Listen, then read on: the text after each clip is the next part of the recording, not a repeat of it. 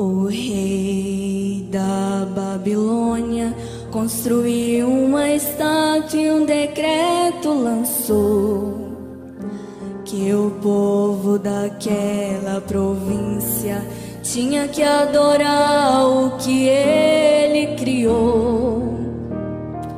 Mas 3 servos de Deus preferiram a fornalha e não quis adorar.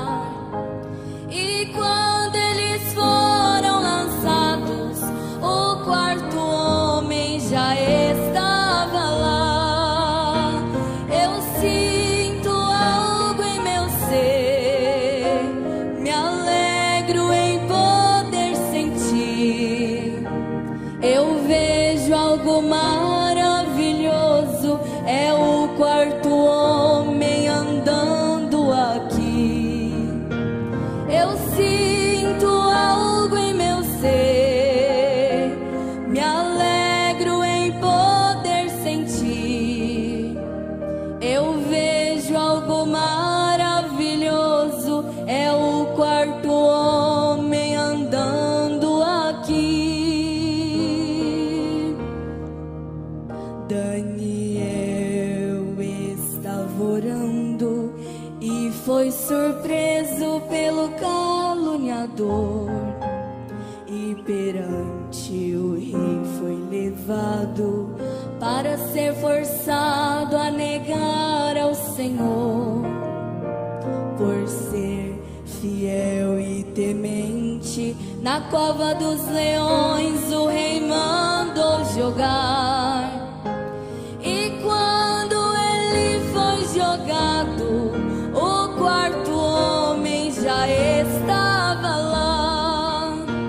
Eu sinto algo em meu ser, me alegro em poder sentir. Eu vejo algo maravilhoso, é o 4º homem andando aqui. Eu sinto algo em meu ser, me alegro em poder sentir.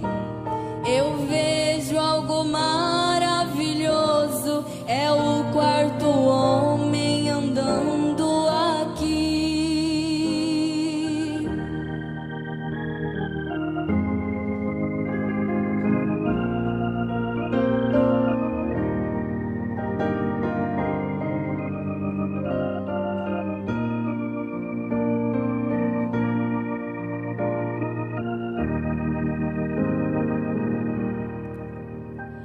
Na vida dos servos de Deus existe alegria, mas também provação.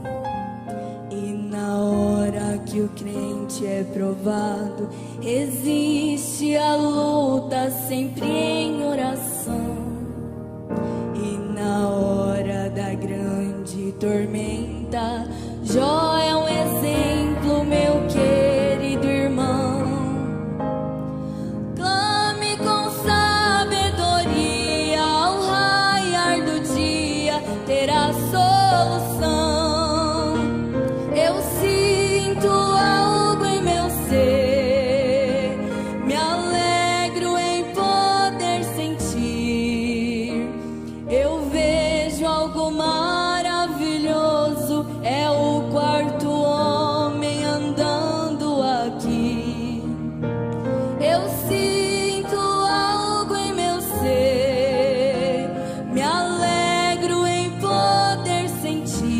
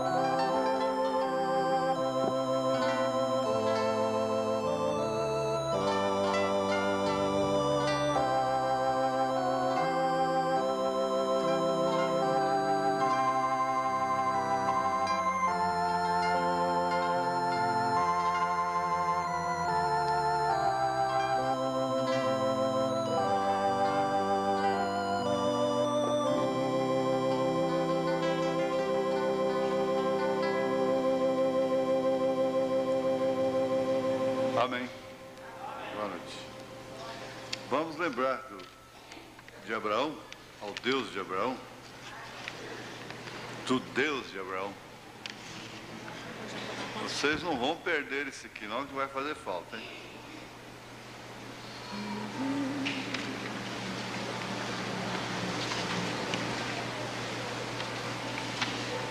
Vamos cantá-lo no ritmo do Castelo Forte? Vamos, né?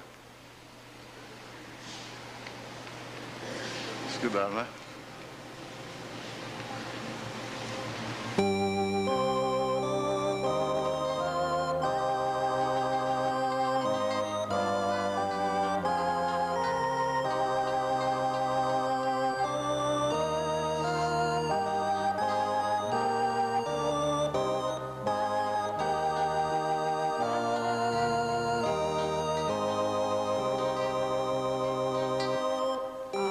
Deus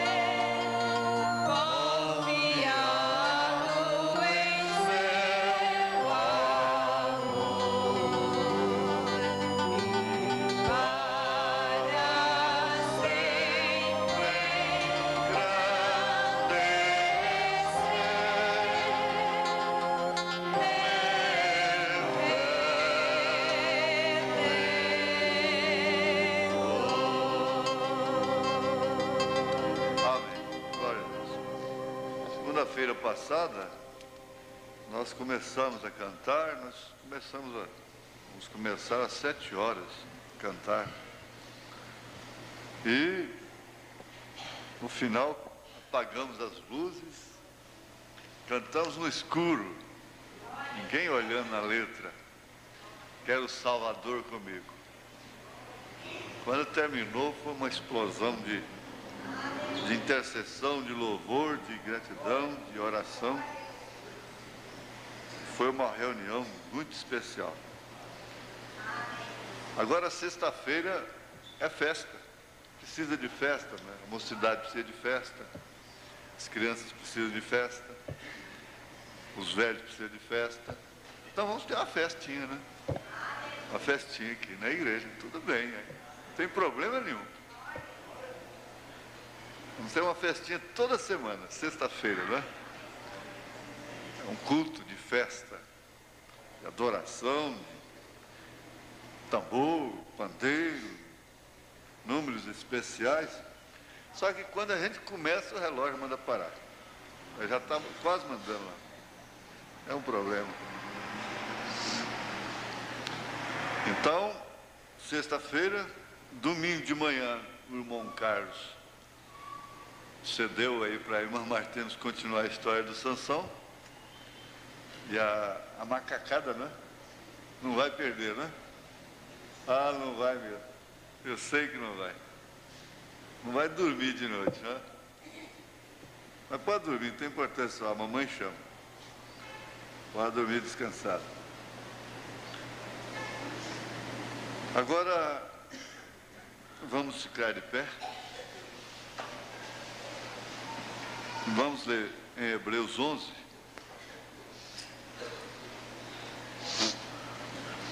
Esse capítulo é considerado capítulo, a galeria dos heróis da fé, né? Mas ele é muito importante logo no seu início, porque ele nos explica, nos ensina claramente, realmente, e de uma maneira muito simples, o que é fé. Não adianta mais ninguém querer ensinar o que é fé, além disso aqui. Ora, a fé é o firme fundamento das coisas que se esperam e a prova das coisas que se não veem.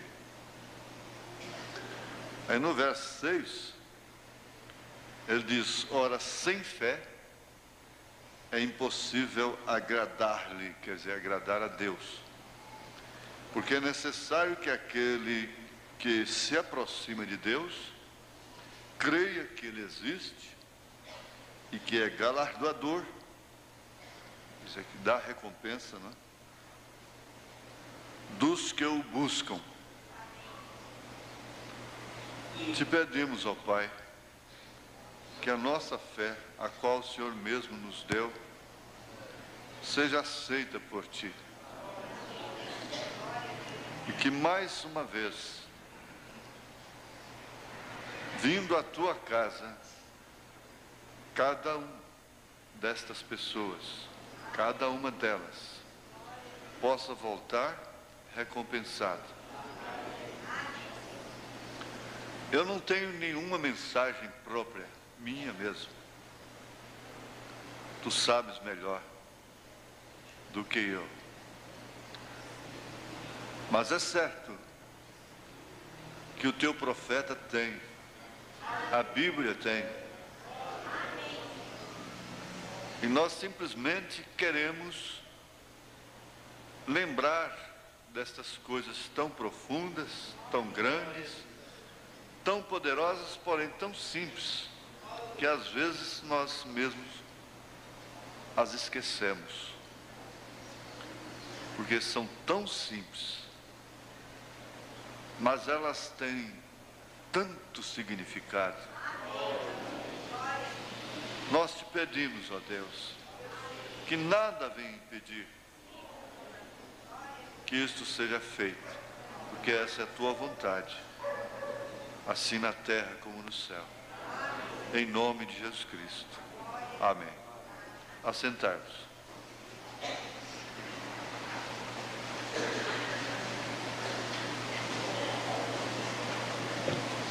Eu acho que é um capítulo que todas as pessoas, todos os crentes, desde as crianças,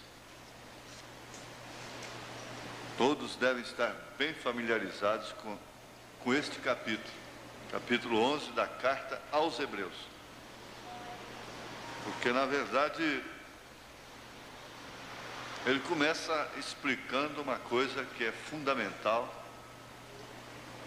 para a nossa vida. Ele é abstrata, mas eu sempre digo que o abstrato ele se torna concreto através da prática. E nós vamos aprender no quarto selo, parágrafo 11, uma frase, uma sentença que é fundamentada nisto. Guarde isto. Nosso Deus é tão real. Se você até quer escrever, você pode escrever com exclamação. Nosso Deus é tão real. Você pode falar isso? Nosso Deus é tão real. Mas é assim. Você vai dizer, minha filha é tão bonita. Meu filho, a mamãe dizia, só ela que podia dizer isso. Meu filho, cria juízo, converte. Você é tão bonito. Mas é que a mãe coruja, né? Mas é isso aí. Você diz, nosso Deus é tão real, é tão real. Isso já especifica, caracteriza, determina essa fé. Porque a fé só tem sentido quando ela é posta, é aplicada, é dedicada a um Deus verdadeiro, real. Não é certo? Então, nós já aprendemos uma grande coisa, uma grande verdade. Quer dizer, já lembramos. E isso enquadra perfeitamente em qualquer estudo de fé, em qualquer matéria de fé, em qualquer passo que exija fé. De acordo com o profeta de Deus, a necessidade da revelação nunca pode ser superenfatizada. Quer dizer, nunca se fala tanto, nunca se fala demais. Todo tanto que se fala é pouco em relação à revelação da palavra. Mas esta revelação, ela não é outra coisa do que uma fé genuína na palavra.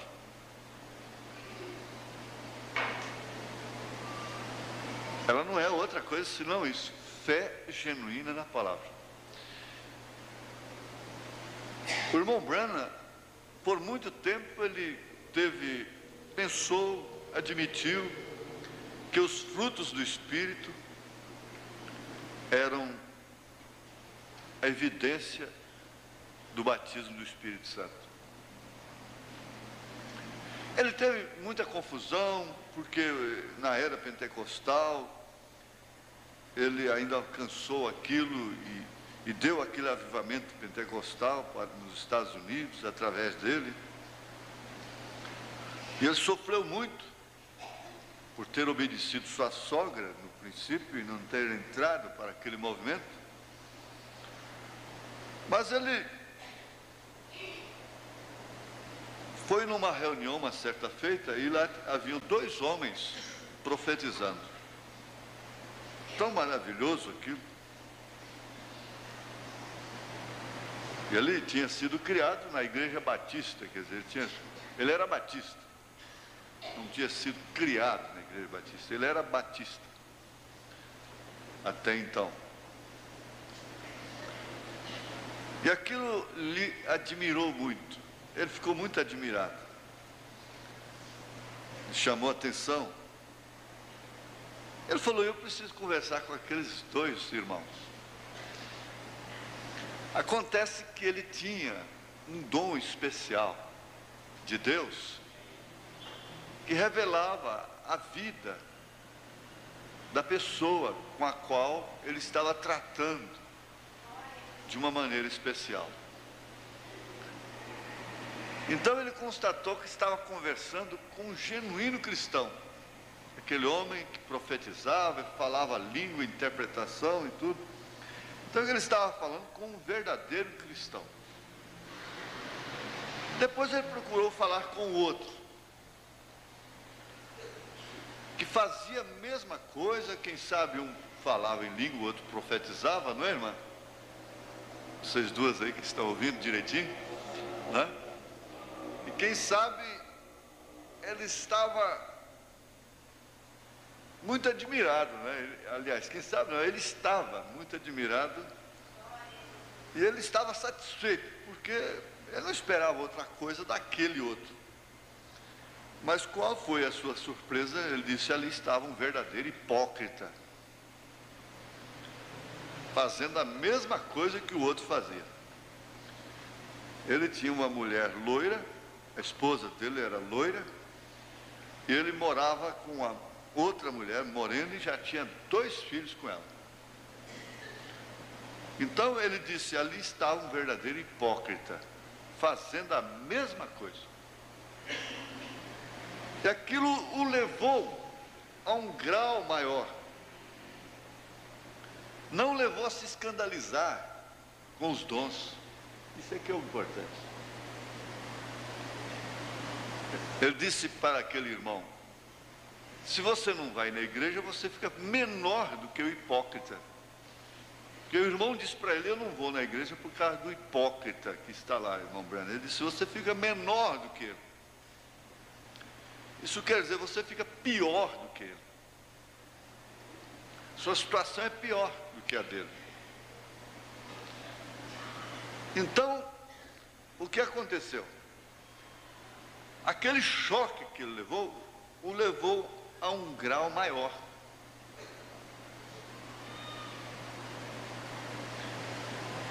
E isso é o que realmente deveria acontecer com todo cristão. Todo choque deveria te empurrar para um grau maior de fé, a tirar mais uma conclusão escriturística e aperfeiçoar mais a sua fé.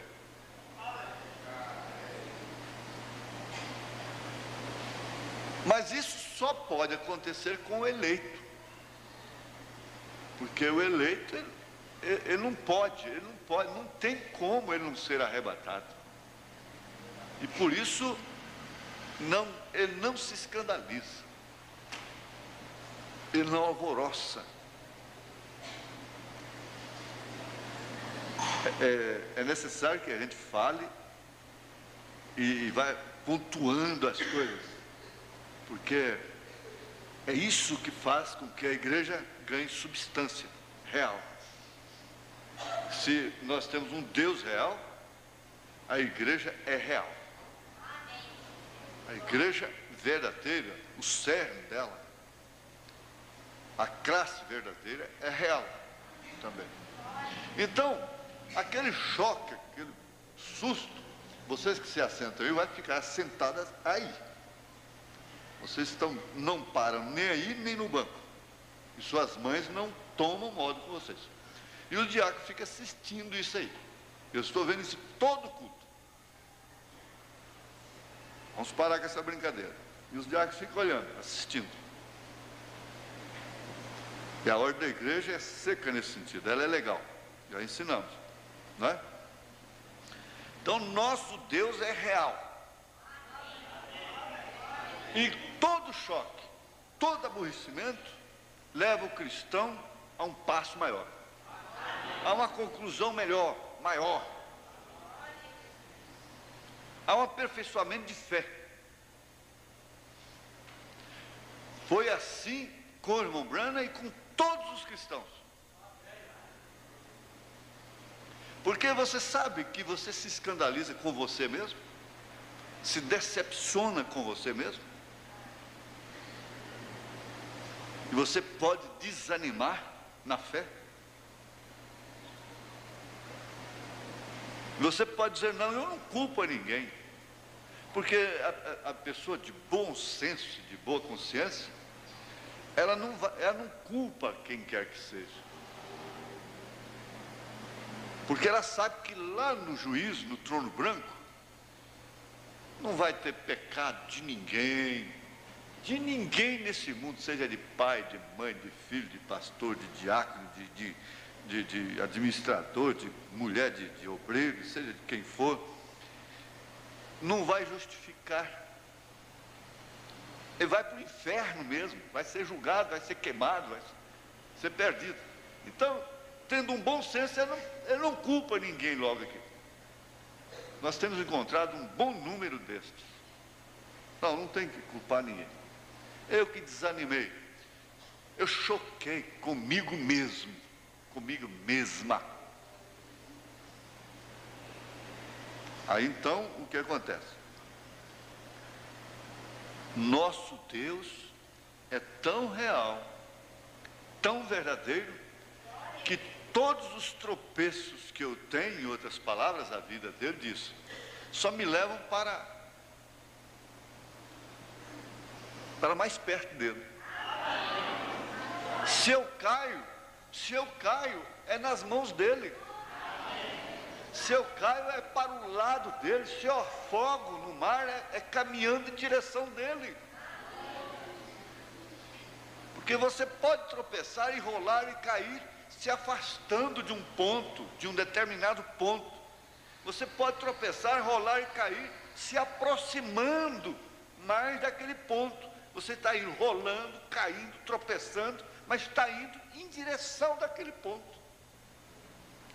A diferença de nós com os demais é só essa. Nós rolamos, caímos, mas é igual a capivara. Quem já pongou, já caçou capivara de noite, pongando com ciribrinho, tem essa experiência. Ela leva chumbo, pode ser onde for, esperneando, morrendo com chumbo no coração. Tem gente aqui que está lembrando de alguma coisa, né? Ela vai indo para o lado da água. Ela nunca, mesmo na angústia, mortalmente ferida, ela não esperneia e luta para dentro do mato, em sentido contrário da água. Ela só esperneia para o lado da água, que é a proteção dela.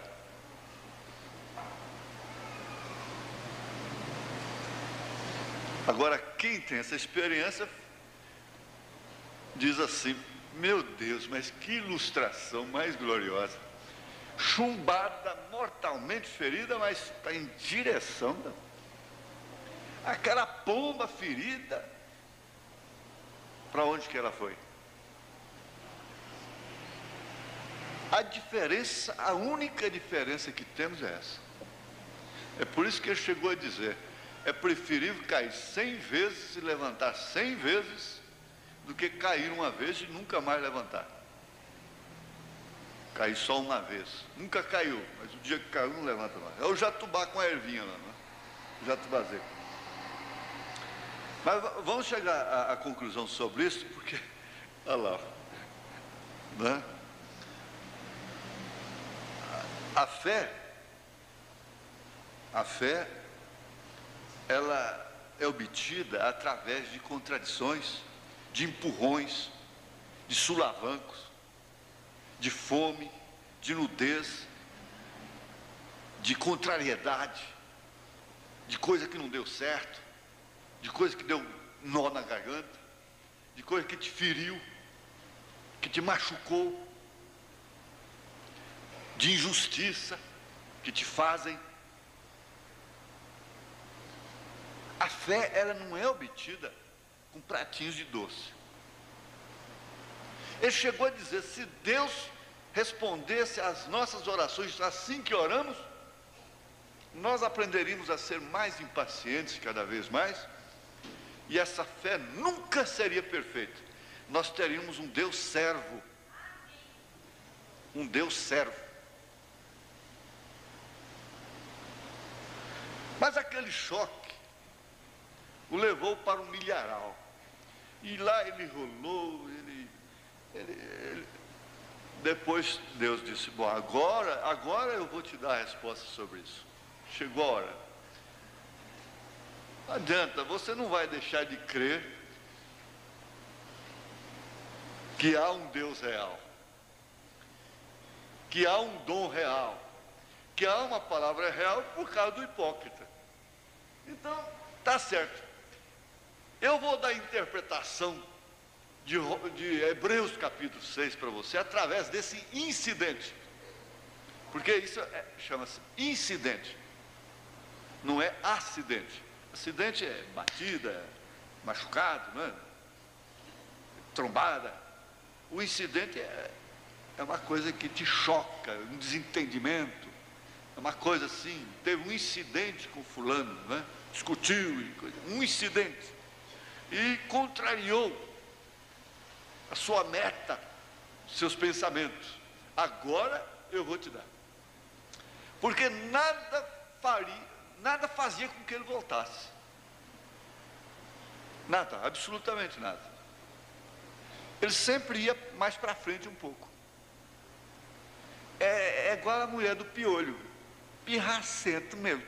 O diabo diz, esse homem é pirracento. Tudo que eu faço com ele só vai para o lado de Deus dele.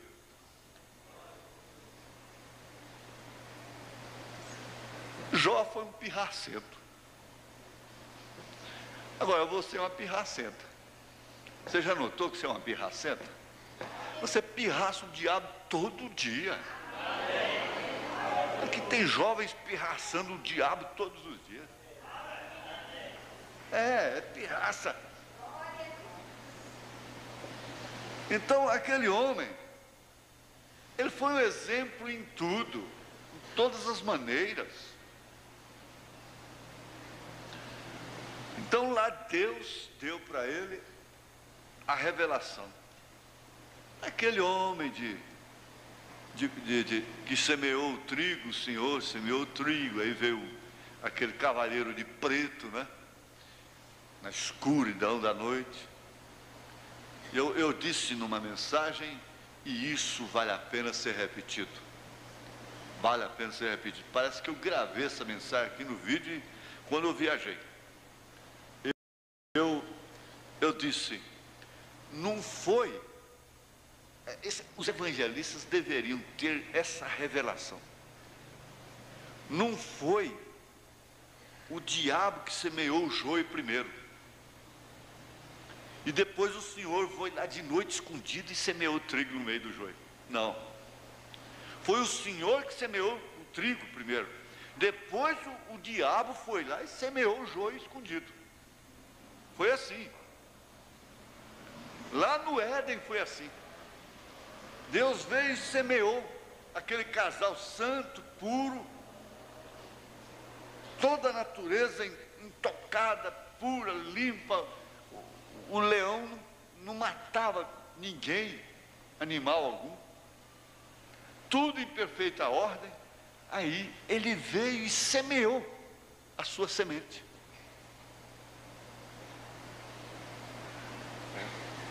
Ele veio e semeou a sua semente. Agora aqui, é por isso que ele disse que essa necessidade da revelação nunca pode ser superenfatizada.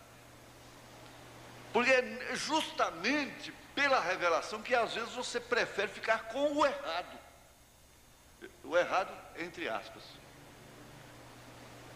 Você prefere ficar com Israel, com o judeu louco por causa de ouro, de dinheiro. Você prefere ficar com o profeta mesmo nas suas contradições. Você sabe perfeitamente que Satanás não se importou com quantos pobres, viúvas, órfãos ficariam sem pão assim que ele tirasse Jó de cena. Leia o capítulo 29, eu estou com ele anotado aqui, eu ia ler, mas não dá tempo mais. Mas você lê em casa, o capítulo 29 de Jó. Lê e lembra disso. Vê se o diabo importou com aqueles órfãos, com aquelas viúvas. Vê se ele considerou. Ele focalizou o Jó, a pessoa do Jó, sem importar com o que ele ia causar.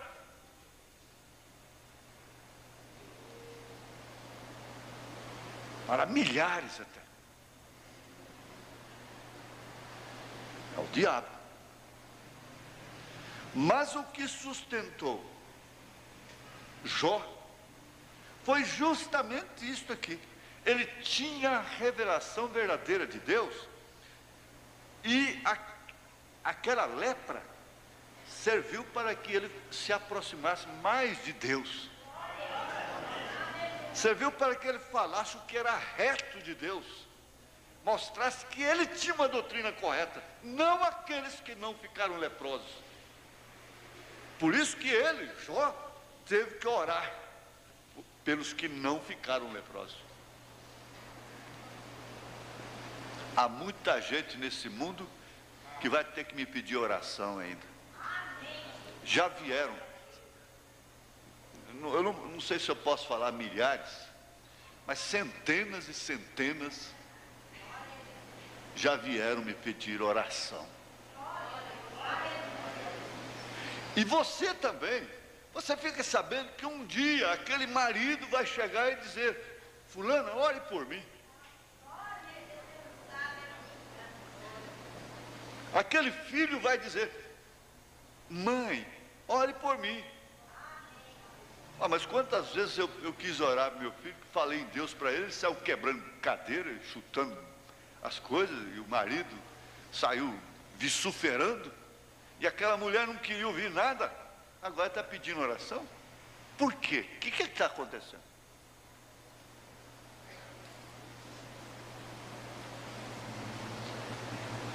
O irmão Branham disse: eu não tenho tempo, mas você tem tempo de guardar, de ler em casa. Você escolhe o pior de Deus. Você escolhe o pior de Deus. Eu estava meditando, gente, há um corpo mais enfermo na terra hoje do que esse corpo, do que esse povo que crê na mensagem. Não é em Goiânia, no Brasil, não, no mundo todo. Jesus teve a hora de sua contradição. No Velho Testamento, cada um deles, Moisés, todo mundo. O profeta, entre tantas contradições que ele viveu, tem a morte dele, que foi um contraste. A mensagem está em contradição, e os céticos, os ateus manufaturados dizem: ah, não, ele disse que era 77 já passou e acabou. Não é. Ele mesmo disse que se um profeta falar uma coisa e não cumprir, então ele não é profeta. Mas vamos dar mais 10 anos para ele. Enganou, foi para 87. Ora, uma pessoa que nos combate tanto e que diz crer no profeta primeiro do que nós, disse que se o irmão Branham não viesse, ou Jesus não viesse em 77, o irmão Branham não era profeta.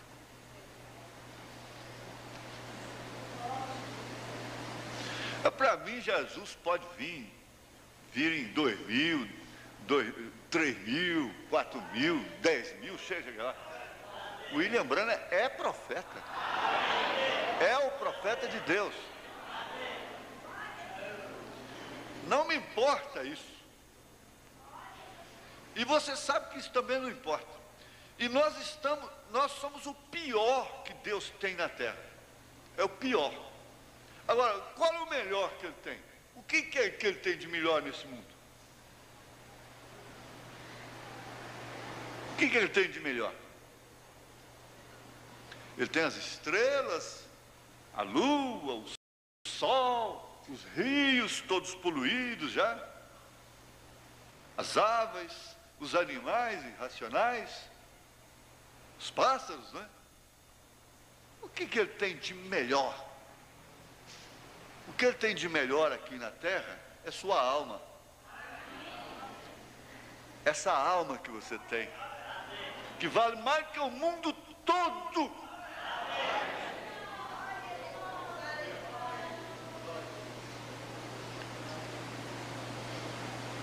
Mas quando ele disse o pior de Deus, ora, o pior de Deus é melhor do que o excelente do mundo. É milhões de vezes melhor do que o excelente do mundo. Então é preferível, 1000 vezes preferível, 1.000.000 de vezes preferível, estar com o pior de Deus. Está com o povinho de Deus e suas contradições.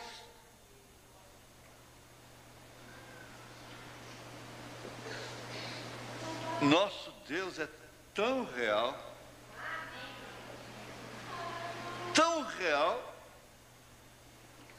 na verdade, Satanás é real. Ele pode, o Satanás, o diabo, tem criado doutrina que ele não existe. Porque ele cria doutrina que Deus não existe. O irmão Branham disse, não adiantava o diabo dizer para mim que Deus não existe, porque ele sabia que eu já tinha visto Deus cara a cara. Então ele tentou me dizer que Deus não se importava comigo, importava com os outros. Agora, preste atenção nisso. Então a doutrina que é do próprio diabo, negando a sua existência. Não, ele é real. Ele é real, ele é verdadeiro, ele existe. Ele existe sim. Ele está me ouvindo agora. Eles estão me ouvindo. Sabem perfeitamente o que eu estou dizendo.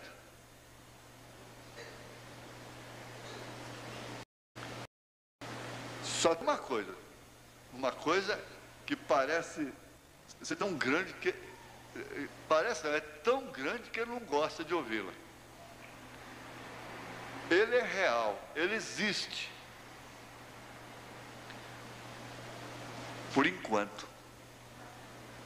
Por um determinado tempo. Agora aquele ali, ó, olha para lá. Olha ali para cima, de lado aí. Aquele ali, vamos lá? Jesus Cristo é o mesmo ontem, hoje e eternamente.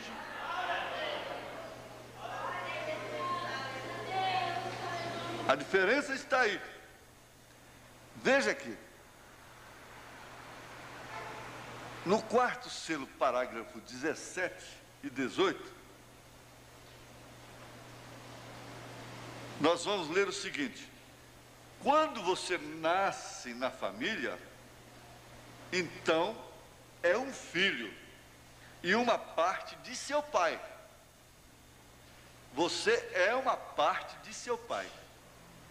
Quando entrou o pecado, encontramos que o homem ali cruzou o abismo. E o sangue dos touros e bodes cobria o pecado. Porém, não o podia remir, senão até que chegasse o cloro verdadeiro que fechou a brecha e tomou a mancha do pecado e a tirou completamente e a devolveu a seu pervertedor original, que é Satanás. O seu pecado não está aniquilado, não. Os nossos pecados.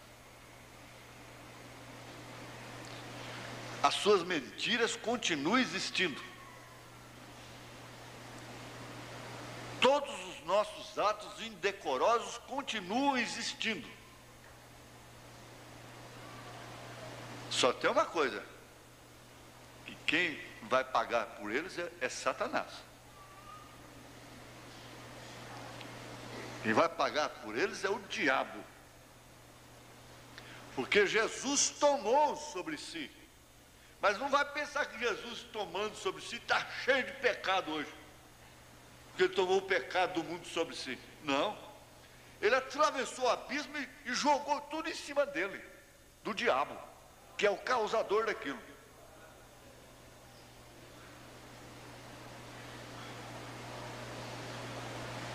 Então, veja o quanto esse selo é importante. Fechou a brecha e tomou a mancha do pecado e a tirou completamente e a devolveu ao seu pervertedor. Seu pervertedor original, que é Satanás. Logo a Satanás. E ele agora espera seu tempo, é questão de tempo, de ser aniquilado eternamente. Ele existe, ele é real no sentido de existir, mas ele será aniquilado eternamente. Agora, isso ali mostra o que nós cremos.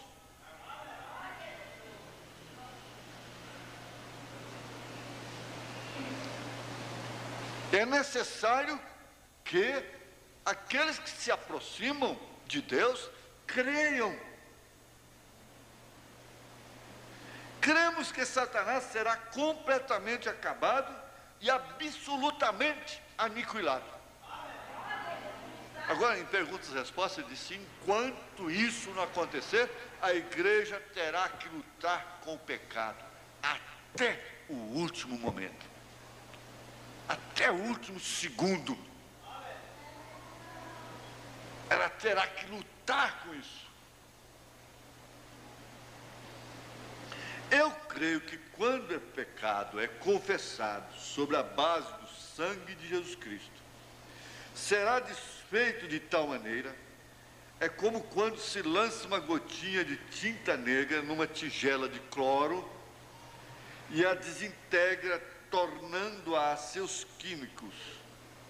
A leva outra vez à sua condição original. Assim também funciona o sangue de Jesus Cristo. O sangue de Jesus Cristo não é uma superstição religiosa.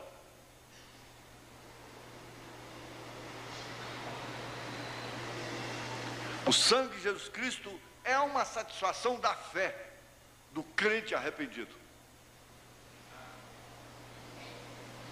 O sangue de Jesus Cristo não é uma química derramada em Jerusalém.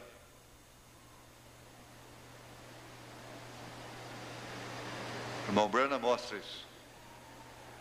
Ele está constantemente sobre a igreja até que ela seja arrebatada. Ele está entre o Pai, entre Deus e a igreja.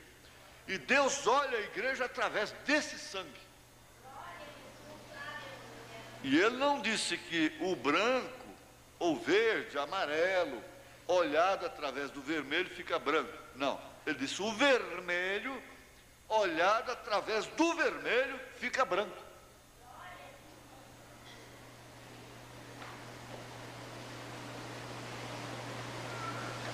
Leva outra vez a sua condição original.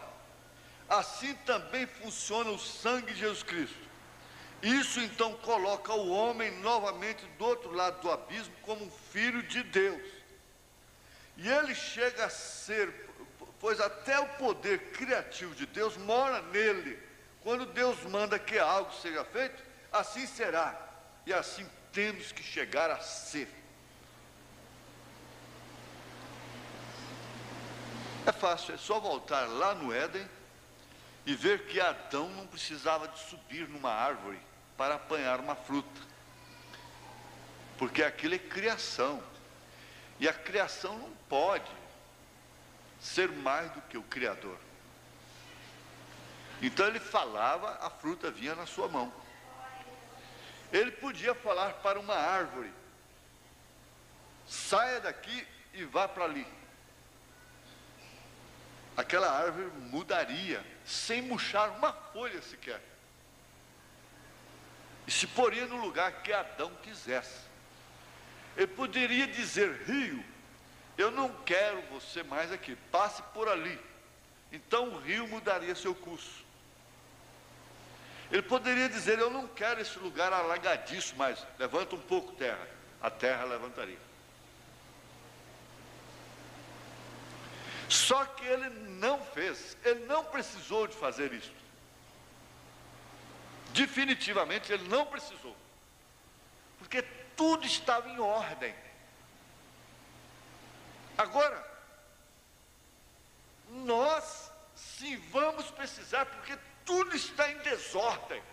O pai está fora do lugar, a mãe está fora do lugar.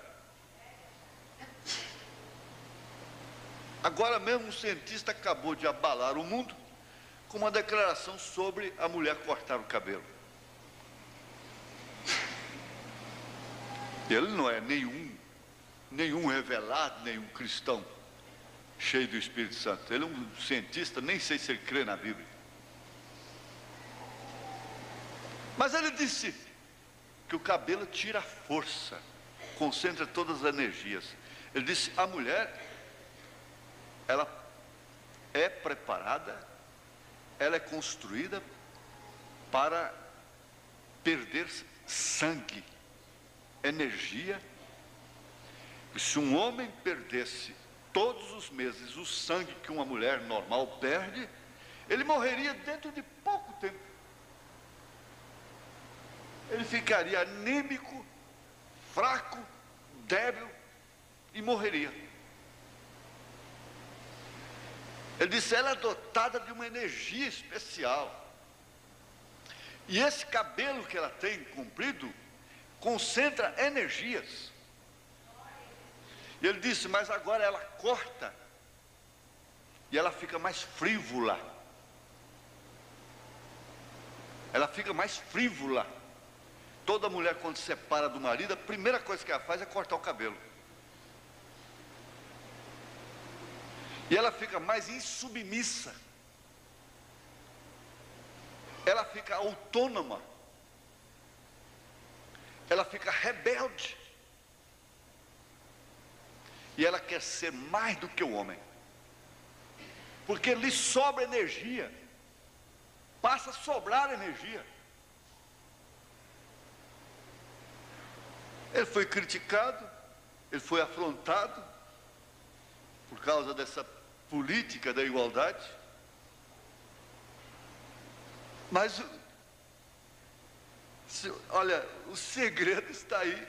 É só você ler 1 Coríntios capítulo 11. Por que que é honroso para ela? Porque ela fica mais humilde. Ela é menos frívola. Ela é menos dominante. Ela é mais feminina.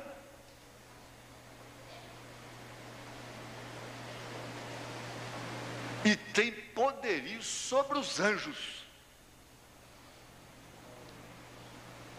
Lhe dá autoridade sobre os anjos. Então é uma debilidade que é perfeita, é adequada para ela. Para ser mulher, ela tem que ter esse consumo de energia dentro dela própria. Então ele mostra que pode sepultar uma pessoa, uma mulher ou um homem mesmo, por quantos anos forem, o seu cabelo nunca se desfaz. múmias de séculos e séculos, lá estão os cabelos intactos.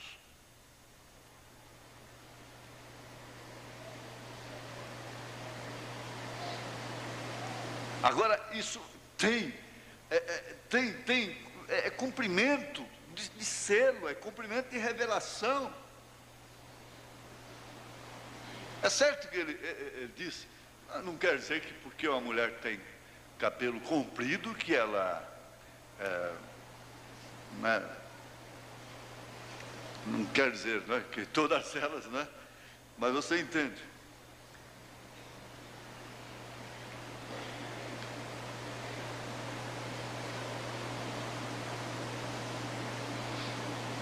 Vamos ver aqui por que e para que no selo o irmão Branham censura a incredulidade. Porque a incredulidade é uma coisa oposta à fé na palavra. E a incredulidade na palavra te leva a ignorar os benefícios que certas exigências bíblicas te causam, porque são exigências em benefício da pessoa, em benefício da mulher, em benefício do homem. Até as exigências de alimento, de comer com ações de graças, tudo isso são ordens, são disciplinas para o benefício das pessoas. Então a incredulidade que é o pecado. Pecado não é fumar, não é beber, não é nada disso. Pecado é incredulidade. Ele disse, essas coisas são atributos do pecado. Então ele vem e censura essa incredulidade. No quinto selo, parágrafo 23. Quinto selo, parágrafo 23. Eu não quero exceder muito hoje. E meu tempo já passou. Às vezes penso que nós confiamos demasiadamente no que tem dito algum grande mestre. Isso está bem. Eu não censuro ao mestre de nenhuma maneira, nem censuro a nenhuma outra pessoa. Unicamente censuro o pecado. Eu censuro a incredulidade. Eu não censuro a pessoa, eu censuro a incredulidade. Por quê? A incredulidade é o lado oposto da fé. E o diabo sabe perfeitamente que enfraquecendo, roubando a sua fé, gerando incredulidade, você jamais esperará coisas que não se veem. Jamais você esperará uma santa Jerusalém. Você esperará uma mesa de milhares e milhares de quilômetros. Que essa fé mostra, a fé é o firme fundamento das coisas que se esperam e a prova das coisas que se não veem. Então, através da incredulidade, o diabo leva o homem a contrariar a palavra em relação aos seus dias terrenos, a sua ordem e conduta de vida, e assim perder o senso das coisas que ele não pode ver.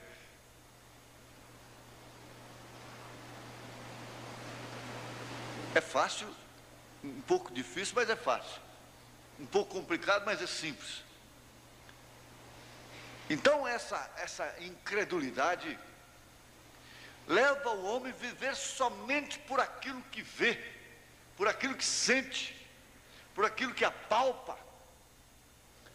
Por isso que São Paulo, disse aqui na segunda carta aos Coríntios, capítulo 5, ele diz, ou capítulo 4, por isso não desfalecemos Mas ainda que o nosso homem exterior se corrompa, o interior contudo se renova de dia em dia, porque a nossa leve e momentânea tribulação produz para nós um peso eterno de glória muito excelente, não atentando nós nas coisas que se veem, mas nas que se não veem, porque as que se veem são temporais, e as que se não veem são eternas.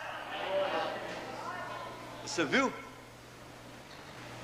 Envolvendo, conseguindo tirar a sua fé, através da qual você obedece esses rudimentos, a ordem da igreja, a ordem de conduta de vida. Então você perde a segurança, você perde a visão.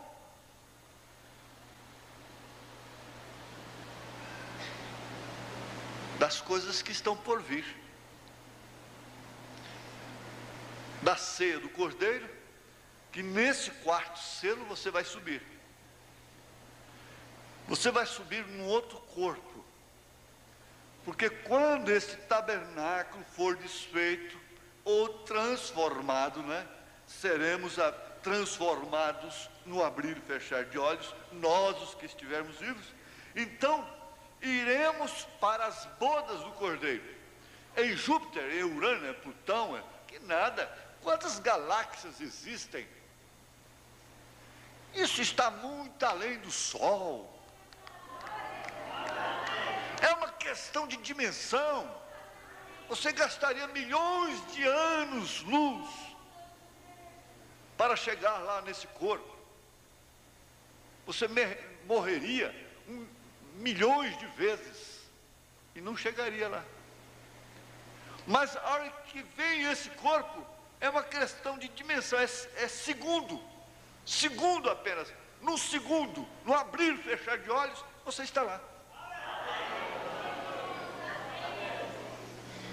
Agora, por que esse anjo vem no quarto, pega um homem e vem no quarto e faz dele essas 7 dias tão sobressalentes, 7 selos, um selo cada dia? Para quê? Que significado tem isso? É uma coisa que ninguém compreende, é difícil? Não.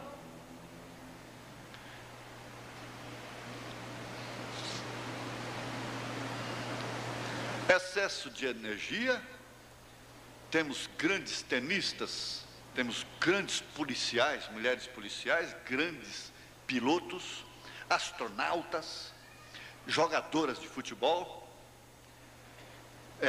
jiu-jitsu, karatê, faixa preta, faixa azul, faixa roxa, e é tanta coisa.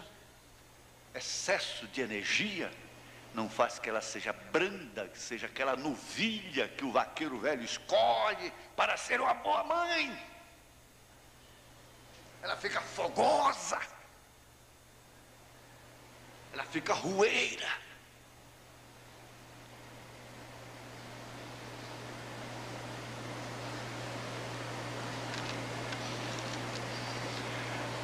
Mas para completar, a igreja está com o cabelo cortado, por isso ela está com excesso de energia, por isso que ela está trabalhando, como diz o profeta, como um mulo, que tem muito mais resistência do que um cavalo de pura raça.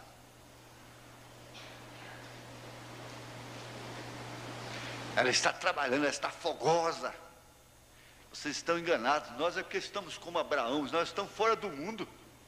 Você não sabe o que está acontecendo.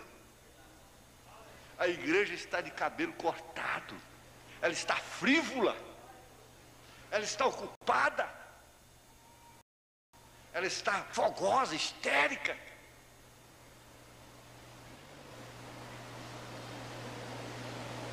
Está lhe sobrando energia, ela não pode ser débil, ela não está perdendo sangue por 12 anos para chegar fraca e tocar na orla do vestido de Jesus, precisar de Deus.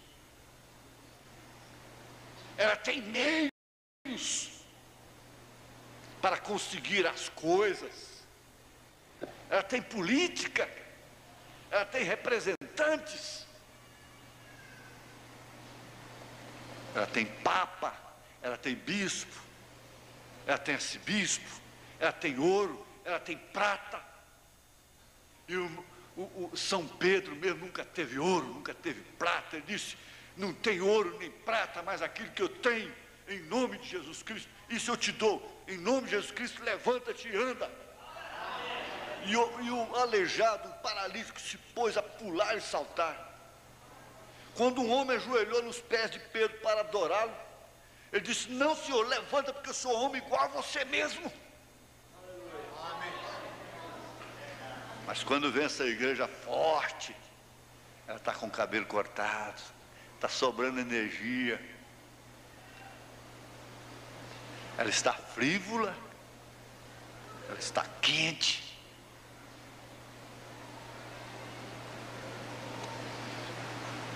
Não com o Espírito Santo. Aí não existe perfeita força por perfeita debilidade. Não existe a fragilidade da igreja. Não existe fragilidade, a feminilidade. O feminismo acabou. É um machismo completo. As mulheres viraram machistas, condenando o machismo. Condenando o machismo, elas viraram os maiores machistas que existem. E mandam, e assim por diante. Mas é assim, desde criancinha já com o cabelo cortado. Desde criancinha, já na fila da ceia de minha sainha. E vai crescer, daquele jeito. E depois não vai ter jeito. Olha, gente, sobre a base da fé na obra de Cristo, vamos ver só essa parte aqui, e nós vamos terminar. 252 do quinto selo.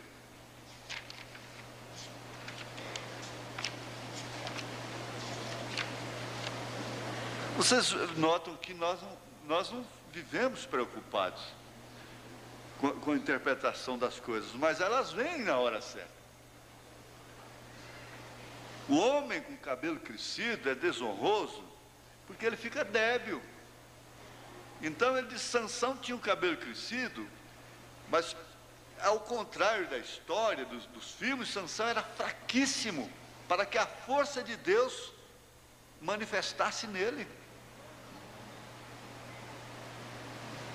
Ele disse: esses jogadores de futebol, esses homens que deixam o cabelo crescer, eles não estão aguentando correr 90 minutos. Eles não estão aguentando mais. E além disso, vivem dopados. É uma alimentação sintética, é uma química, é uma alimentação. E prova tanto que um jogador de futebol no Brasil passou de 30 anos, ele já não presta mais. Já perde o valor. Há países como Camarões, por exemplo, um jogador de futebol na Copa passada, com 40 anos, foi a maior novidade da Copa. Um negro, um homem de cor lá, um negro, que corria 90 minutos, sorrindo, brincando. Só que ele não era cabeludo. Você pode ver quando eles ficam cabeludos, eles ficam pálidos.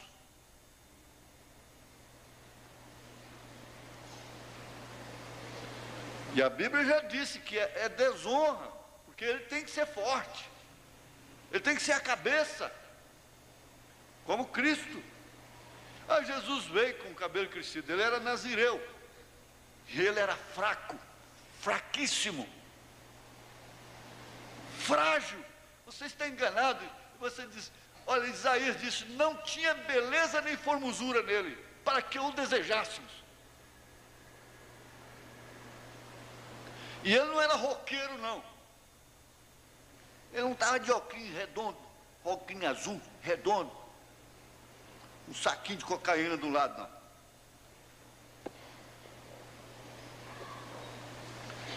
(2:5:2), não é? Então, quando você vê as Escrituras abrindo-se tão perfeitamente, e o que tem sucedido através dos últimos 20 ou 30 anos, e o vê perfeitamente vindicado, você vê as Escrituras dizendo exatamente o que tem sucedido e o que está por diante. Então, sobre a base da fé, que é a prova das coisas que não se veem, mas que se esperam, não é? A base da fé, sobre a base da fé na obra de Cristo, ali onde você está sentado, os que levantaram a mão, desde este momento em diante já está acertado. Eu agora tomo a Cristo como seu Salvador, como meu Salvador, e por ele viverei o resto de minha vida, e desejo que Deus me encha com o Espírito Santo. Mas sobre que base? 3 pingos d'água e diz: eu te batizo em nome do Pai, do Filho e do Espírito Santo. Não tem nada a ver com isso. Não existe Bíblia para isso, não existe Bíblia. A história da igreja primitiva nunca fez isso. Nem a história, nem na Bíblia. O batismo que fizeram de criança, inocente, e com um pinguinho d'água na cabeça, foi 325 anos depois de Pedro, depois de Cristo, depois dos apóstolos, no concílio de Nicéia em Roma. Não tem nada a ver com a Bíblia. A Bíblia diz que sejam batizados em nome do Senhor Jesus Cristo, é para aquele que crê. Ele disse: arrependei-vos. De que tem uma criança inocente se arrepender? Como a criança inocente pode crer? Ela é salva. Todo inocente é salvo. Todo inocente é salvo. Aquele que crê e for batizado, arrependei-vos e sejam batizados. Ele estava falando isso com inocentes? Aí ele disse, Pedro disse: arrependei-vos e sejam batizados em nome do Senhor Jesus Cristo, para a remissão dos pecados, e recebereis o dom do Espírito Santo. Esse aqui é o mistério. Agora, eu dou graças a Deus, sabe, irmão, irmã, porque essa igreja está débil. Essa igreja está fraca. E para terminar agora, eu tenho isso aqui: a minha graça te basta, porque o meu poder se aperfeiçoa na fraqueza. De boa vontade, pois, me gloriarei nas minhas fraquezas, viu, Satanás? Para que em mim habite o poder de Cristo. Você tem que saber disso. Não fique só reconhecendo o que o diabo faz, não. Reconheça que o poder de Cristo habita em você. Pelo que sinto prazer nas fraquezas, nas injúrias, nas necessidades, nas perseguições, nas angústias, por amor de Cristo, porque quando estou fraco, então sou forte. Olha, Cafaz estava forte de moral, Anás estava forte, todo mundo estava forte, todo mundo estava forte. Maria estava tão fraca. Hoje entrou uma senhora, mãe de médico, uma senhora, ela dizendo: eu tenho advogado na minha família, eu tenho médico, tudo, e gritando no escritório, mas gritando com toda a força: por que eu tenho que ser assim? Por que eu tenho que ser assim? Eu sou a única da família. Por que marcada aqui, costurada aqui, tem tanto suicídio e não morre? Por quê? Por quê? Por quê? Por quê? Por quê? E eu fiquei Tim, falei, desabafa, desabafa. Ela gritou, chorou, gritou. E eu fiquei só olhando para ela, tinha hora que vinha lágrimas nos meus olhos. Eu fiquei segurando, com um pouco. Fui vendo um quadro. Fui vendo um quadro direitinho. O ladrão tinha irmãos. Tinha irmãos também. Quem sabe os pais também puseram para casa. Ela disse, minha mãe disse, eu espero te ver morta. Eu quero te ver morta, porque você é vergonha da família. A hora que eu falei, eu disse, quem sabe, senhora? Aquele ladrão também perguntava por que só eu que saí dessa maneira, o sujo, a ovelha negra da família. Maria Madalena, quem sabe ela mesmo chorou muitas vezes. A mãe chorou, botou para fora de casa porque era lei. Os pais, as outras irmãs tinham vergonha dela. Raabe era tão fraca, tão débil. Aí eu disse para ela, agora a senhora pensa um pouquinho. Onde estão os irmãos do ladrão? Onde estão as irmãs de Maria Madalena? Onde estão? E assim por diante. Onde estão? O ladrão fraco, débil, está no paraíso. Aleluia. Igreja forte não é de Deus. Igreja forte não é de Deus. E igreja rica não é de Deus. Igreja bonita não é de Deus. Difícil uma mulher bonita ser salva. Difícil um homem rico ser salvo. É mais fácil passar um camelo no fundo da agulha do que um rico entrar no reino dos céus. É difícil uma mulher conformar com sua beleza natural, mas quanto mais bela, mais ela quer picotar o cabelo, mais ela quer ajeitar, mais ela precisa de um salão. Ela que não precisava, quem precisava era feiosa, para fazer um retoque então. Mas quanto mais bonita, mais pintada.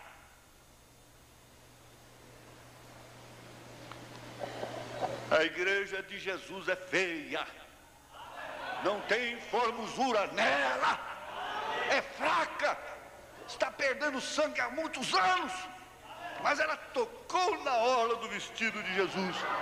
Essa é a revelação dos selos. Termina, irmão Elias, termina. Vamos colocar de pé. Sexta-feira nós teremos outro banquete espiritual desse, se Deus quiser. A rádio